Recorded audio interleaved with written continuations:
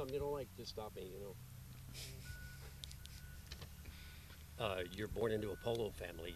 You didn't have any choice. You couldn't be a taxi driver or lawyer. You had to play polo.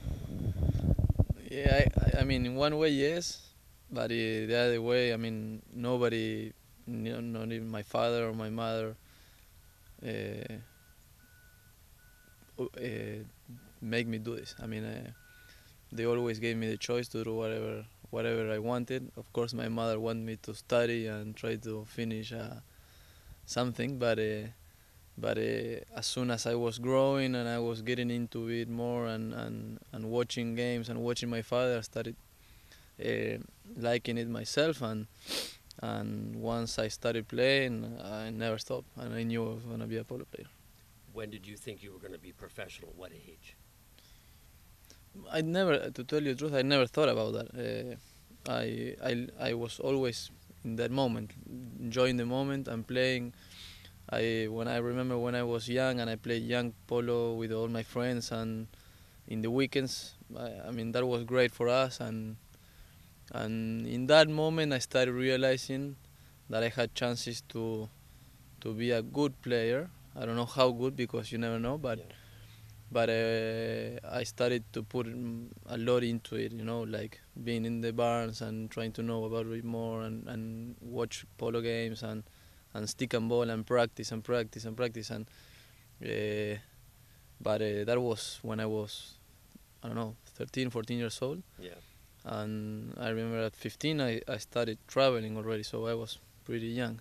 I remember seeing you in Greenwich with your father.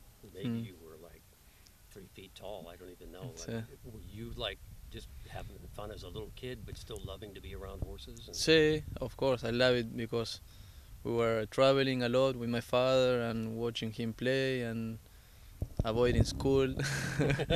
So that was great, and we were always a big group of friends and playing with the mallets, with the little mallets, with the bicycles, or so we enjoyed it a lot, and uh, I never thought about it or when I was gonna be a professional player or if I was gonna do it or not. It was just happening and happening in that moment, and it all happened like that. I had a couple of moments in my life that I, I doubted how good I was gonna be, even when I was pretty old, and um, but luckily, I mean, I keep trying and keep doing, and now I'm feeling comfortable. So.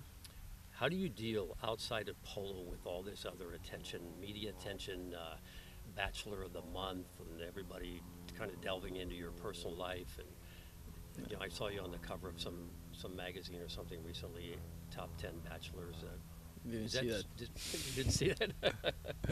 We're No. up there with Prince Harry, so you're in fairly good Uh, company. Is that a distraction from playing? Luckily, no. I mean, it could be, but I don't. I don't. It's not for me.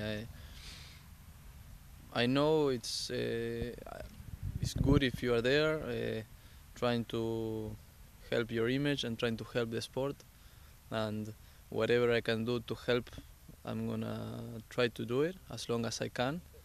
And and I mean, I don't know. If it is not that much work for me, I enjoy it.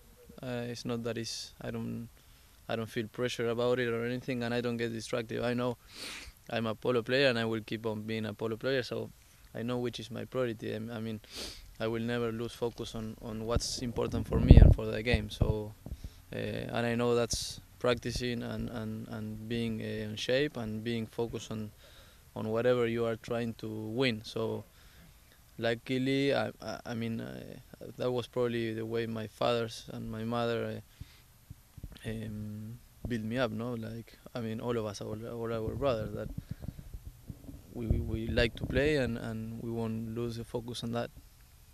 When you get ready for a game, do you get a little bit nervous? I mean, maybe for a final or for a team you know is really good. Do you get a little bit of See, butterflies? see, of course, you always get that, and it's fun to get it. It's nice. It means that you are focused, you are into the game, you are thinking about it. Even it's, I mean, sometimes when I don't feel that, I feel a bit worried because it means that I'm not that much into it. So Yeah. uh, I feel it very often. Whenever I wanna win a game, I really wanna win that game, or it's any kind of game or a final. I feel it. So Pieres' name is as dominant in the sport now as the Aggies of another generation. How do you feel about the whole family thing with polo, especially with your Ellerstein team? no, it's great. I mean, we were. I think we are very very lucky to be able to play with brothers, and now in Argentina with brother-in-law Mariano. That's something great for the team and for us, for the family, and like I've always said, it's very nice to win and to lose with your family. It's different. It's different than when you play with other teammates. You will never have problems outside the field. That's something that is very important, no? And when you play with people that are friends or maybe not, I mean, sometimes you play with people that are not your friends in this kind of game. So that makes it a bit more tough for the team to build up and to be an excellent team. And that's why I think we're doing pretty good, and it has a lot to do that we are playing with the family and we're all together, no? What's the plan for the rest of the year after you win the Open in April? Yeah, I had 1 month Notice to. I said that. After you win the Open. After I win the Open. Yeah, to be honest, it wasn't on my plans.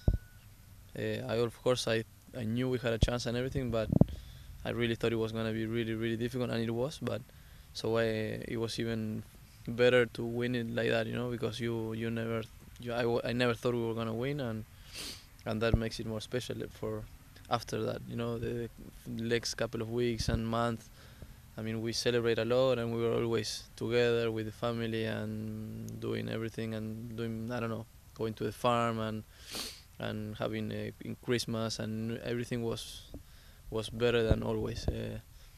So it was great. I had 1 month off that I took off, and then I came straight here. I had to start playing the 20 goal with Lyndon. So people always want to know about the horses.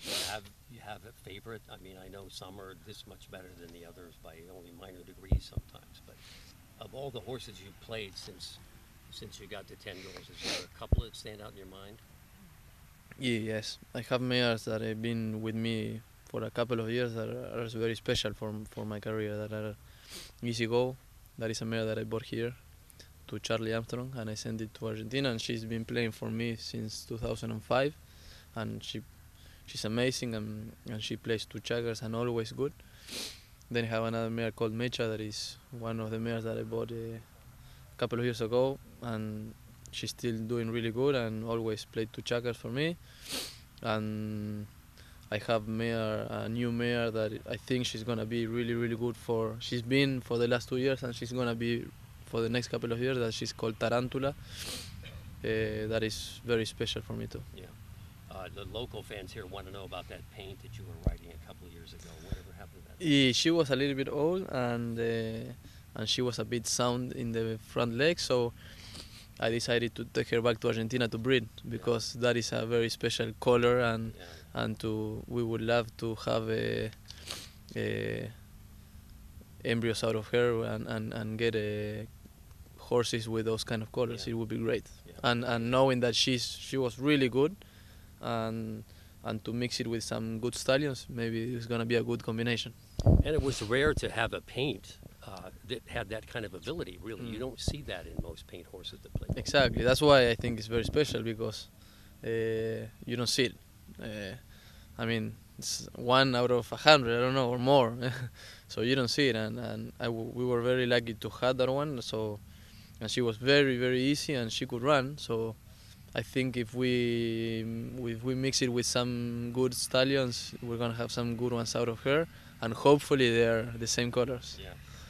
Let's talk about LP a little bit. The new development country club in Argentina, 15 minutes from the airport. The concept sounds really amazing. It is. I've been there a couple of times, and it's growing, and they're new on this. They're new on the game. And I was very lucky that they chose me as an ambassador, as a image of the polo thing there. And they have the Vicente Fernandez on golf, that I was also, for me it's important to know that he's ambassador of golf. So he's a very well known golf player in Argentina, and it's great. I mean, it's comfortable. No, it's 15, like you said, 15 minutes away from the airport. It's in a very good location, and they're growing a lot. How do you think this compares to some of the other polo golf type resorts that are around VA? There are not many of polo golf resorts. There are a couple, and most of them are pretty new, but they all work good. I mean, Tortugas is like that, Hurlingham is like that, and they all work. I mean, it just takes a matter of time to build a good polo fields and have good players around it, and it will take a bit of time, but I think it's great. And the staff and the people you're going to be working with there, you're obviously pretty impressed with them, or you never would have given them the endorsement on this. Sí, for sure, and my job is to try to build the polo as better as it can. No? The fields, the stables, everything. So I think it's gonna be a good experience for me. It's the first time I'm doing a thing like this, and it's gonna be special. And in April they're going to have a big deal to kind of kick things off. Yeah, exactly. They're gonna do the opening of the polo fields, and I don't know. Probably they will do an exhibition and try to get some media and everybody to meet there and know the place. No? Do you have a team picked out to play for that yet? Not yet. I have to think about it. Facundo, thank you very much. Thank you, man. Thank you. A little more than 5 minutes, but he has a lot of good things to say. You